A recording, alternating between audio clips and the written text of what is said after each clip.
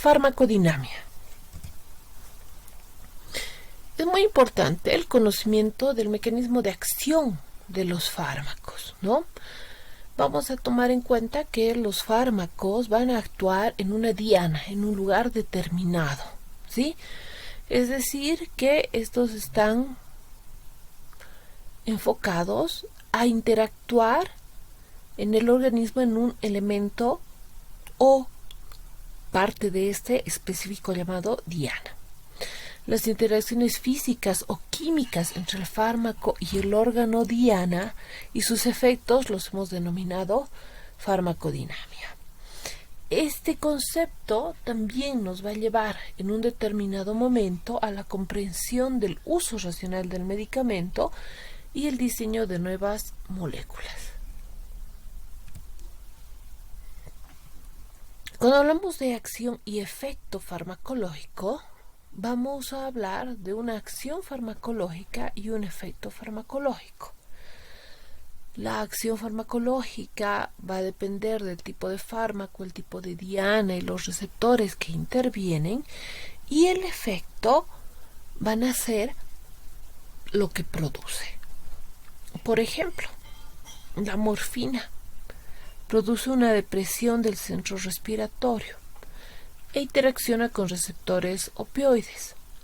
Y el efecto va a ser una baja en la frecuencia y amplitud de los movimientos respiratorios. Tenemos fármacos de acción inespecífica. ¿A qué se refieren estos? Estos fármacos tienen acciones que no son ejercidas sobre estructuras precisas. Hay una alteración de las propiedades físico-químicas. ¿Qué van a hacer? Modifican, ¿sí?, la función biológica celular. Aquí tenemos un metal, un ligando y vamos a formar un quelato. Y este quelato va a generar una alteración físico-química en la función biológica celular.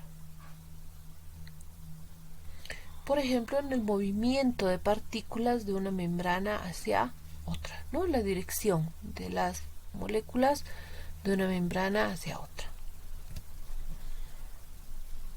Estos fármacos de acción inespecífica, ¿sí?, son, por ejemplo,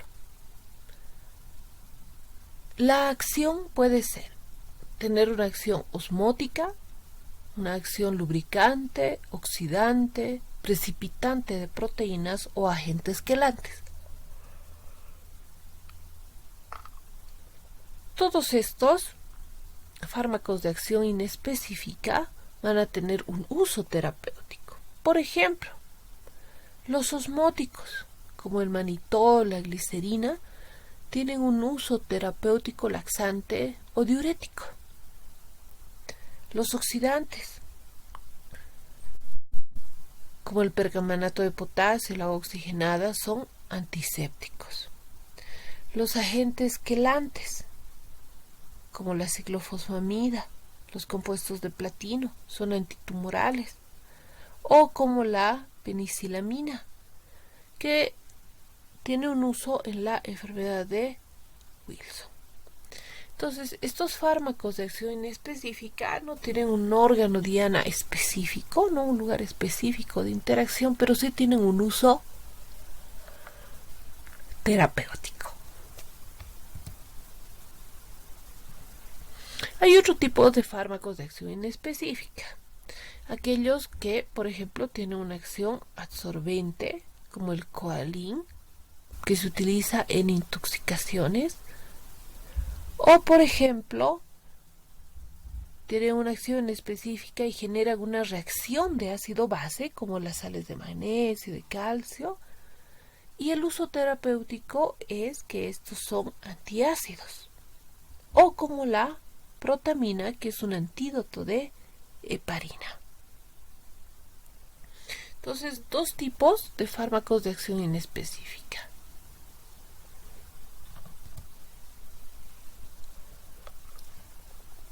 Otra familia, otro mecanismo, los fármacos de acción específica. Estos fármacos de acción específica ejercen su acción en una estructura precisa, como nos dice su nombre.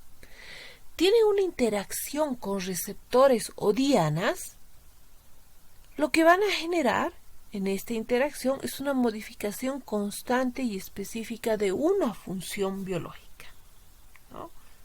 Altamente específicos. Hay que recordar que los receptores farmacológicos son macromoléculas celulares que se encargan directamente y específicamente de una señalización química. ¿Entre quiénes? Entre células o dentro de las células. Estos fármacos van a tener una interacción, hemos dicho, ¿no? Fármaco-receptor. Esta interacción fármaco-receptor nos va a dar una respuesta. Y esta respuesta va a depender de 3 elementos específicos: afinidad, especificidad y actividad intrínseca. Evidentemente, va a haber una diferencia entre una ocupación y activación del receptor. Y aquí vamos a tener 2 tipos, ¿no?, de activaciones de fármaco-receptor. Aquellos llamados agonistas, que como pueden ver en el gráfico, miren, tienen un receptor, aquí está el agonista, su interacción que va a generar una ocupación o una afinidad, miren, y esta activación va a generar una eficacia de tal manera, ¿sí?, que vamos a formar un complejo fármaco-receptor activado. ¿Sí? Se forma un complejo fármaco-receptor activado que va a generar una respuesta. O tenemos los antagonistas. Ahí tenemos el receptor, el antagonista. Va a haber un complejo fármaco-receptor pero inactivado, que va a haber la ausencia de respuesta.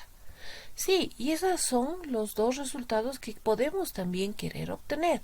Una respuesta con un fármaco receptor que se activa, que va a generar una señal, una cadena de reacciones químicas, o vamos a requerir un fármaco que interfiera, ¿no?, que se una a un receptor y que lo inactive, porque precisamente lo que deseamos es la ausencia de esa respuesta. Esa respuesta nos está generando señales químicas que nos están generando una patología, nos están generando una signo-sintomatología.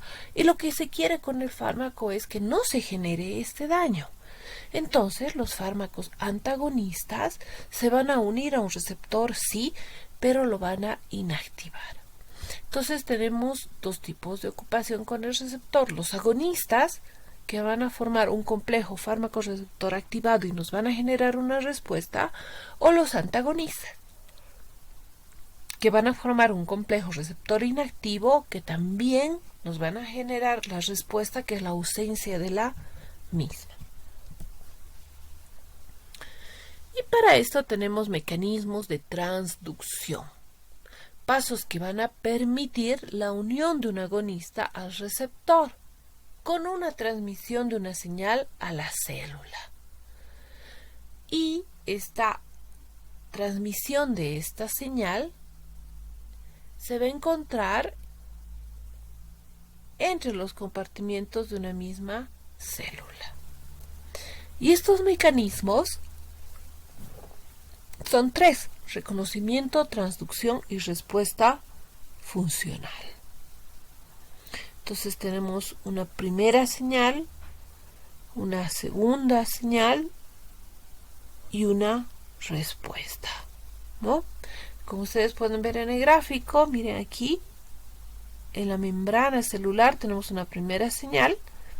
Vamos a tener todo un mecanismo de transducción y una respuesta funcional.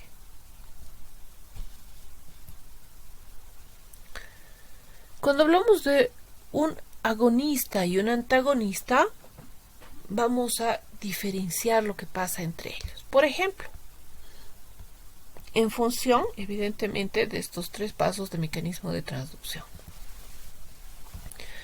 Tenemos un reconocimiento entre el agonista y su receptor. hay un cambio conformacional activo, cambia esta formación, cambia la forma. Hay una transducción de la señal que es generada por esa transformación. Hay una acción y una respuesta. En cambio, en los antagonistas hay un reconocimiento, hay un cambio conformacional, pero este es inactivo. Este cambio conformacional evita una transducción de señal, evita una acción y evita una respuesta. Solo se da la fase del reconocimiento. En cambio, en el agonismo tenemos la fase de reconocimiento, transducción y respuesta funcional. Y en los antagonistas solo tenemos el reconocimiento.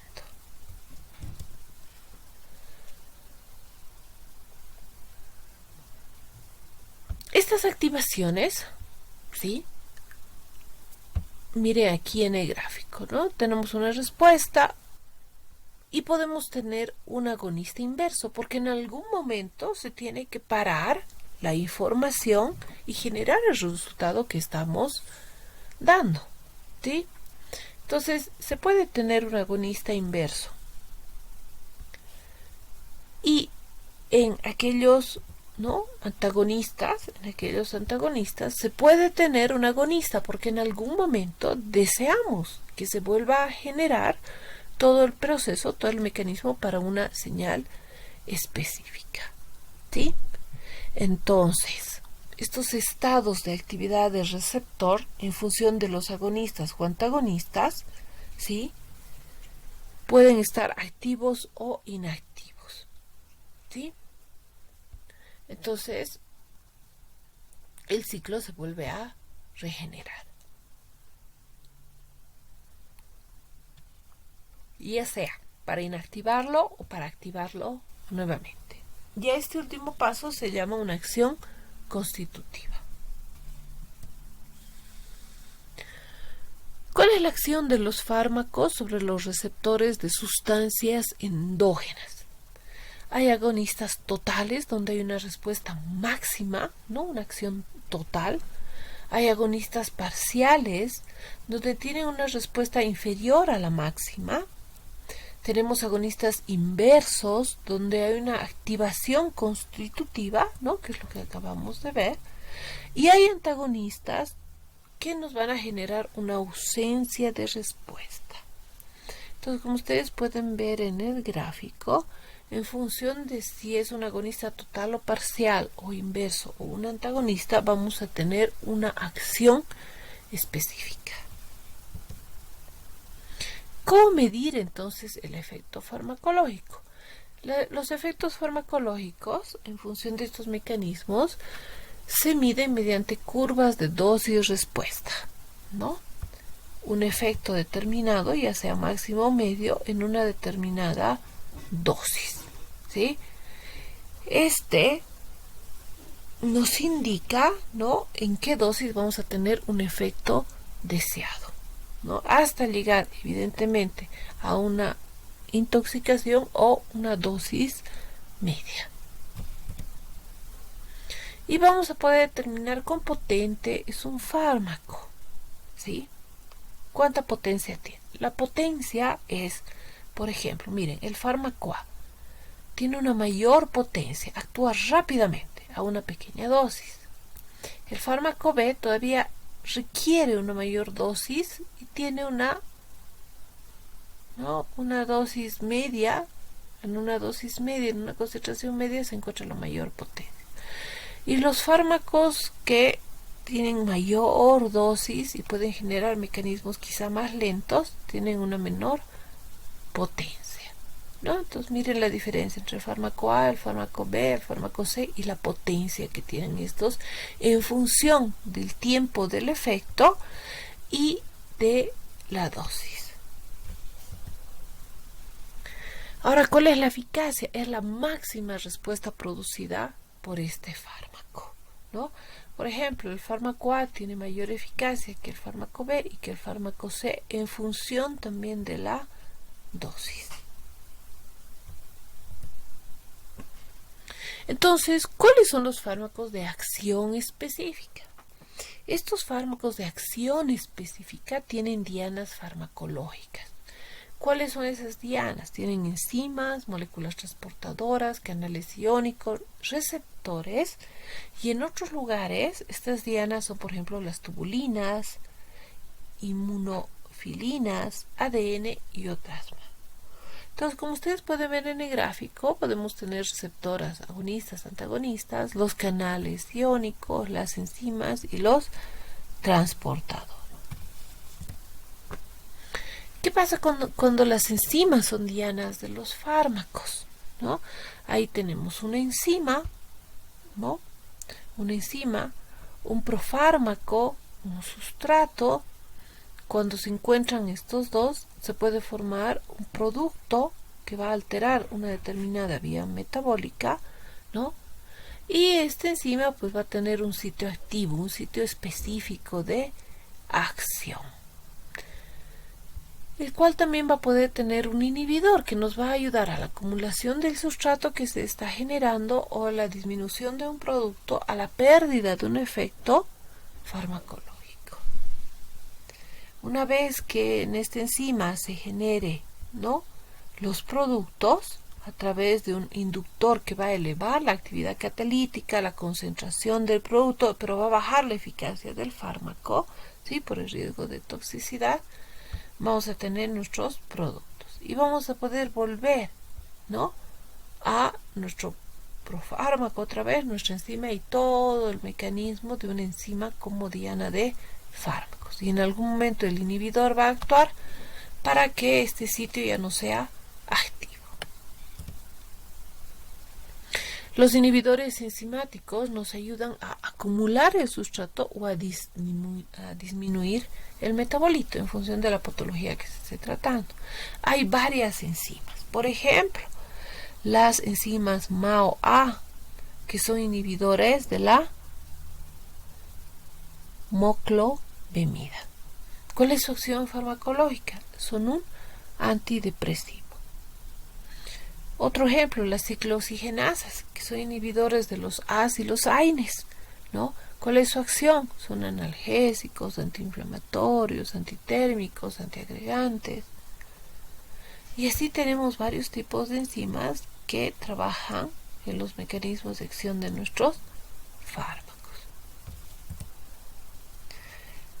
Y tenemos los famosos inhibidores del ECA, ¿no? Por ejemplo, tenemos el angiotensinógeno, que va a activarse a la angiotensina 1 en el hígado o la renina en los riñones, y va a pasar esta angiotensina 1 a lo que denominamos angiotensina 2. ¿Para qué? Para que sobre los receptores se produzca el fenómeno de vasoconstricción, retención de sodio, agua y cloro y una activación simpática, ¿sí? Por ejemplo, ¿no?, estos ECAs tienen este mecanismo. Un inhibidor, ¿qué va a hacer? Va a actuar en la enzima que convierte a la angiotensina 1 sobre la angiotensina 2. Por ejemplo, el captopril, ¿sí?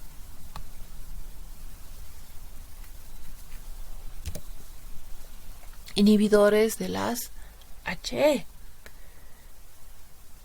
En este gráfico, en la miastenia grave, por ejemplo, tenemos los motores terminales que están activando ACH. ¿Sí? Están activando ACH constantemente. La neostigmina va a inhibir ese producto de la ACH.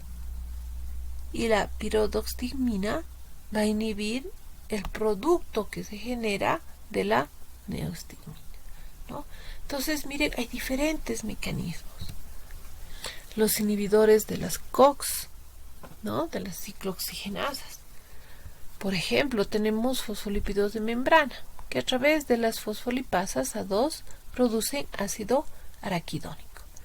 Y este ácido araquidónico, mediante una ciclooxigenasa, mediante una enzima, va a bajar la producción de prostaglandinas y tromboxanos.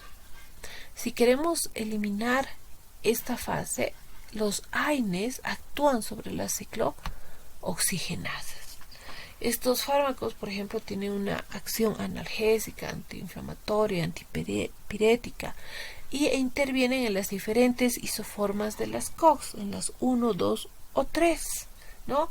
Y también pueden obtener inhibidores selectivos de las COX-2, ¿no? ¿Cuál es su diana farmacológica de los inhibidores de las COX? El control de la síntesis de las prostaglandinas, ¿no? Miren, actúan a nivel de la enzima ciclooxigenasa que produce este efecto. Las sulfamidas y trimetoprim son inhibidores de enzimas implicadas en la síntesis de ácido fólico bacteriano. ¿Sí? Por ejemplo, las sulfamidas actúan en el dihidropteroato sintetasa y el trimetoprim actúa en el dihidrofolato reductasa. Actúan inhibiendo enzimas que van a producir la síntesis de ácido fólico bacteriano. Tenemos otros inhibidores de las HMG coenzimas reductasas. Estas actúan, miren, tenemos este mecanismo, ¿no? De la glucosa hay unas enzimas que nos ayudan a la transformación de la acetilcoenzima A.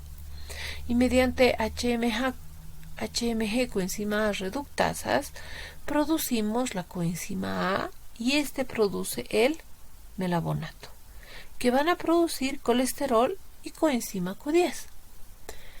Estos inhibidores precisamente, ¿no?, trabajan en esta fase de transformación de acetilcoenzima A HMG coenzima A, ¿no? Y van a evitar que esta enzima HMG coenzima reductasa ayude a la reacción, ¿no?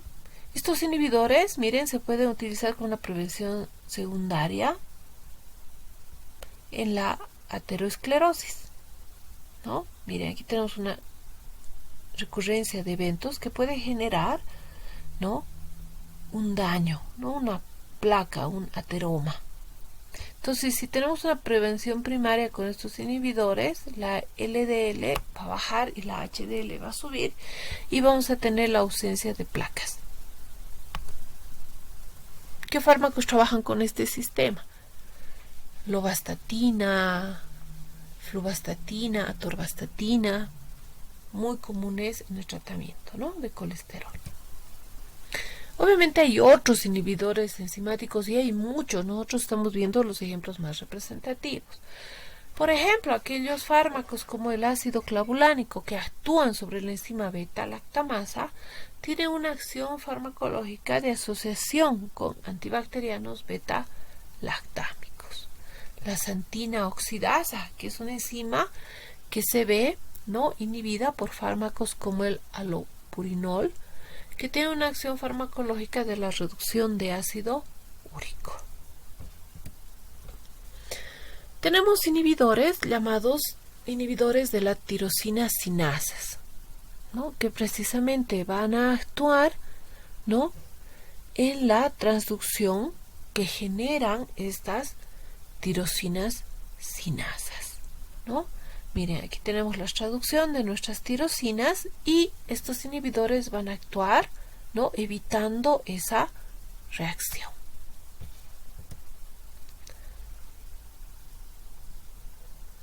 Muy bien, hemos dicho que las enzimas pueden ser dianas de los fármacos. Entonces también tenemos activadores enzimáticos, ¿no? Ya no vamos a hablar de inhibidores, vamos a hablar de activadores enzimáticos, ¿sí? Por ejemplo, la heparina nos va a ayudar a todo un sistema de activación, ¿no?, generando varios productos intracelulares.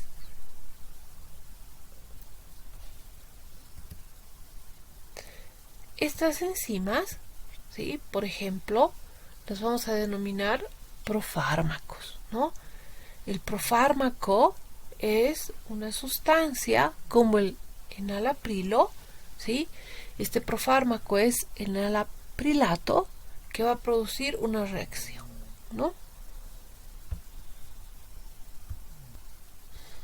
debemos recordar que un profármaco es una sustancia inactiva, ¿no? Totalmente inactiva. Pero cuando entra en el organismo se activa, ¿sí? Por ejemplo, el losartán es uno de los metabolitos más activos, ¿no? El losartán es inactivo, entra al organismo y se activa. Es decir, es un profármaco.